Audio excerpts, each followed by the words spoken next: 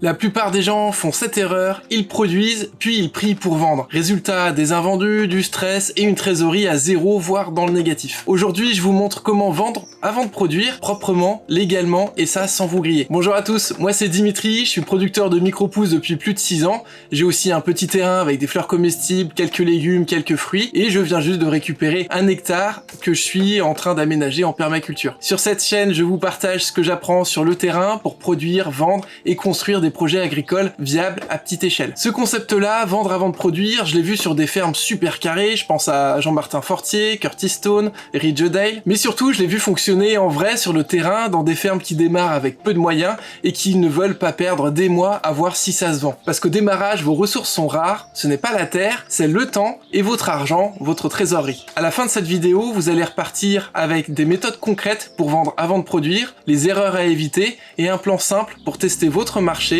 en 7 à 14 jours. D'abord, pourquoi vendre avant de produire? Il y a 4 raisons très simples à cela, et je vais vous les illustrer avec du concret. Donc premièrement, la validation du marché. Avant d'investir, vous allez vérifier est-ce qu'il y a vraiment de la demande, et pas juste des gens qui trouvent ça cool sur Instagram, ou des proches qui vous disent « Waouh, c'est super !» mais qui, derrière, même eux ne vont pas acheter. Ici, on veut vraiment des vrais clients qui s'engagent. Deuxièmement, la trésorerie, le cash flow. Au lieu de sortir 1000 €, vous pouvez en récupérer une partie avant même d'avoir livré. Et malheureusement, je n'avais pas mis en place ça ma première année, mais pour les suivantes, c'est ce qui me permet de financer mes premiers plateaux de culture.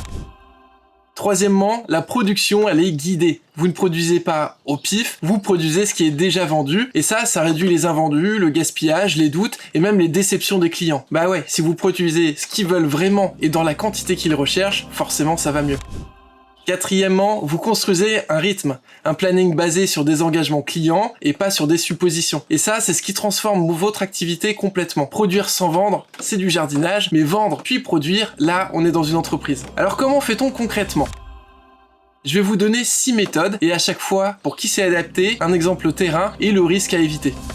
La première méthode, c'est la précommande. On parle ici de précommande avant production, pas juste avant la récolte, même si dans certains cas, une précommande avant la récolte est bien aussi. Avant de récolter des légumes qui peuvent rester longtemps en terre, on fait une précommande en début de semaine avant de les récolter et vendre en fin de semaine. Le délai entre les deux, il est facile, donc la contrainte pour le client est faible aussi. Et nous, on ne récolte que le nécessaire, donc pas de stockage et pas de perte de conservation. On peut penser à tous les légumes qui peuvent rester longtemps en terre, les carottes, les poireaux, les betteraves, navets, etc. Pour la précommande, avant de faire le semis ou la plantation, ça marche bien dans 2 cas. Donc pour toutes les cultures à cycle très court, donc ça va être le cas des micro-pousses, des champignons ou d'autres. Donc par exemple, je prends les commandes le lundi pour les micro-pousses, je lance la production le mardi et je livre la semaine suivante. Et pour les cultures plus longues, là il faut une précommande plus en amont. Par exemple, commande ce mois-ci et je te livrerai dans 4 à 6 semaines. Le principe, c'est que le client réserve avant que la graine soit semée. Le piège, ce sont les délais flous. Fixer une date claire de commande et une fenêtre de livraison réaliste. Retenez ça, une précommande, ce n'est pas un on verra, mais c'est un vrai engagement pour vous, mais aussi pour votre client.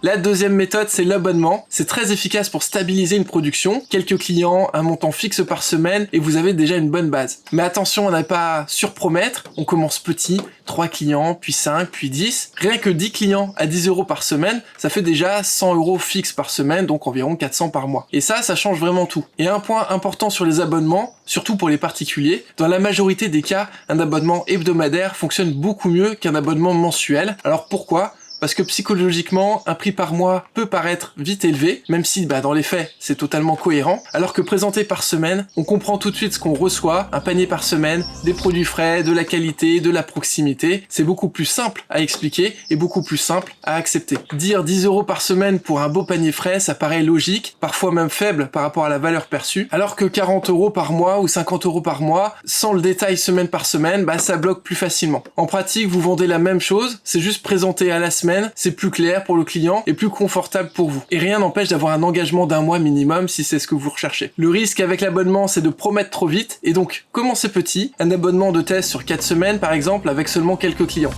Troisième méthode, les paniers AMAP. Là, vous ne vendez pas un produit précis, vous allez vendre une part de récolte. C'est très sain, à condition d'être clair sur ce qui est garanti et sur ce qui peut varier. C'est un modèle très populaire, donc reconnu, et donc il y a beaucoup moins de méfiance que sur un système que vous allez créer avec un autre nom. Ce système est très mis en avant par Jean-Martin Fortier, par exemple. Je vous mets une vidéo juste là qui en parle. Et cette méthode, elle permet de vendre à l'avance ses paniers avec même un engagement possible d'une année ou d'une saison complète. Donc vous allez sécuriser un revenu récurrent. Attention bien sûr à bien cadrer ce qui est garanti et ce qui est variable. On en reparlera juste après dans les erreurs à éviter. Quatrième méthode, le contrat pro, les accords avec des professionnels, donc des restaurateurs, traiteurs, épiceries, magasins producteurs, magasins bio ou autres. Donc pas forcément des contrats rigides, mais des accords clairs, voire même dans l'idéal des bons de commande. Donc quelques produits, un prix défini, des volumes fixes ou flexibles en fonction de l'accord et de la production réelle. Et le piège ici par contre, c'est la pression sur les prix. Donc ne commencez pas avec un client qui veut tout le temps tirer les prix vers le bas, commencez avec quelqu'un qui comprend la valeur de votre travail et qui vous respecte. Cette méthode, elle vous donne un cadre à vous et à eux aussi. Et par contre, je le redis, ne commencez pas avec des clients qui tirent le prix vers le bas.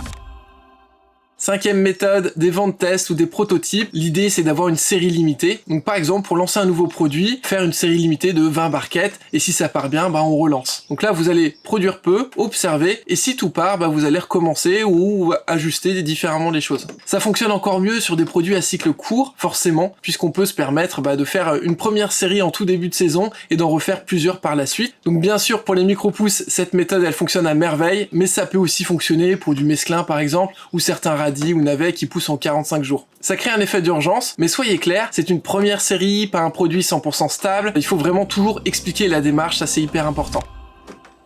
Et enfin, sixième méthode, le financement participatif avec contrepartie. Ça, c'est très pertinent pour le lancement d'une micro-ferme ou pour l'achat de matériel ou en tout cas d'une grosse structure. Donc par exemple, à partir de 30 € de contribution, vous allez recevoir un panier et une visite de la ferme. Ça, c'est un très bon levier de démarrage. Ça permet également de donner de la visibilité à votre ferme dès le départ. Mais attention à la logistique, limitez les contreparties, sinon c'est vraiment ingérable. Il faut aussi bien prévoir qu'un financement participatif, ça demande du temps, de l'engagement sur les réseaux sociaux. C'est une vraie démarche active qui prend beaucoup d'énergie. Mais ça permet aussi de créer une communauté d'entraide très soudée. Et je vous assure que les personnes qui vous suivent dès le début de votre aventure et qui ont en plus contribué à sa réussite, ils vont vous suivre pendant des années et parler de vos produits, de votre travail pendant des années aussi et contribuer au bouche à oreille. Un point très important, le mot-clé ici, commun à toutes ces méthodes, ce n'est pas intérêt, mais c'est engagement. C'est pas je suis intéressé par votre produit, mais je réserve, je commande ou je m'engage sur une livraison. Et ça, c'est vraiment très important. Avant de passer aux erreurs à ne pas faire, si ce genre de contenu terrain vous aide, alors pensez à liker cette vidéo, à vous abonner à la chaîne et partager cette vidéo à ceux à qui ça peut plaire aussi. Ça aide énormément le référencement et ça me permet de continuer à produire ce type de vidéos concrètes. Maintenant, parlons des erreurs. Il y en a qui tuent une activité avant même qu'elle ne démarre. La première, c'est de vendre avant de savoir produire. Là, vous allez droit dans le mur. En tout cas, vous prenez vraiment de très gros risques. Alors, vous allez me dire comment on vend avant de produire, mais qu'on doit savoir produire avant ça aussi. Eh bien, tout simplement, on se forme, on travaille chez d'autres et on part sur des espèces ou des variétés qu'on maîtrise ou du moins qu'on a beaucoup pratiqué. Ou sinon, pour les cultures à cycle très court, c'est simple. On peut faire des essais, des tests à très petite échelle et on grandit au fur et à mesure. Et donc, avec une seule étagère pour les micro-pousses, par exemple, ça va suffire pour se faire la main. La deuxième erreur, ça va être de survendre la qualité ou la régularité. Dire que tout sera parfait dès la première semaine, voilà, c'est compliqué. Donc soyez honnête, série limitée, phase de lancement, quantité plafonnée ou autre. Parce que là, le risque que le client soit déçu, il est très grand. Donc il faut pas oublier que l'on cherche des clients qui sont satisfaits de nos produits, de nos services, pour qu'ils soient fidèles pendant plusieurs années derrière. Donc soyez honnête, dites que c'est une série limitée ou que c'est votre première saison, etc., etc. Assumez que vous débutez, que c'est une phase de lancement,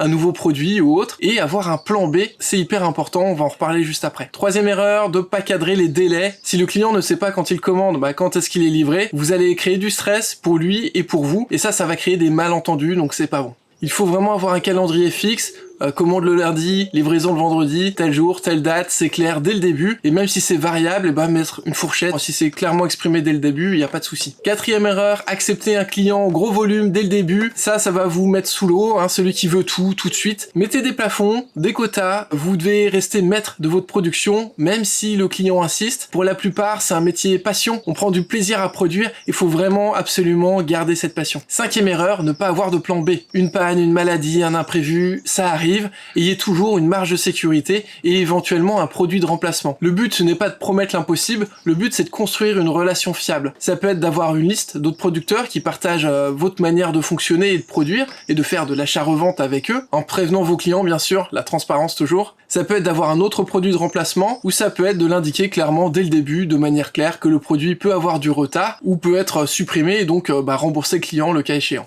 À vous aussi de prévenir au plus tôt quand ça arrive pour prendre les bonnes décisions derrière et pas rester dans le déni à stresser. Il faut être lucide sur les cycles de production. Plus le cycle est long, plus vendre avant de produire ça devient compliqué. Prévendre des pommes avant même d'avoir planté les arbres, c'est pas la même histoire. Par contre sur des cycles courts, c'est presque naturel. Et là-dessus les micro-pousses, c'est un cas d'école, 7 à 15 jours de cycle. Donc vous pouvez vendre le lundi pour livrer la semaine suivante. Et ça change complètement la manière de démarrer une micro-ferme. Certains utilisent même ce type de production pour financer des cultures plus longues et c'est mon cas. Avec les micro-pousses, j'ai pu me donner un salaire et avoir une trésorerie pour autofinancer la plantation de petits fruits mais aussi d'arbres. Si je résume en un mini plan d'action très simple, vous choisissez un produit, une cible, vous faites une offre claire, prix, format, jour de livraison, vous cherchez 5 précommandes, pas 50, seulement 5, et vous produisez uniquement ce qui est vendu, puis vous ajustez. Si vous voulez voir ce principe appliqué à un niveau plus avancé, j'ai plusieurs analyses complètes de micro-fermes très solides, je vous les mets juste ici en description, et si vous êtes sur les micro-pousses, vous allez vite comprendre pourquoi c'est probablement le produit le plus simple pour appliquer cette logique rapidement. Si la vidéo vous aide, mettez un like, dites-moi en commentaire où vous en êtes aujourd'hui, et abonnez-vous si vous voulez avoir d'autres contenus sur les micro-fermes ou les micro-pousses. Merci à tous pour votre attention, et on se retrouve très bientôt pour une nouvelle vidéo terrain sur la culture pro des micro-pousses. Alors à bientôt.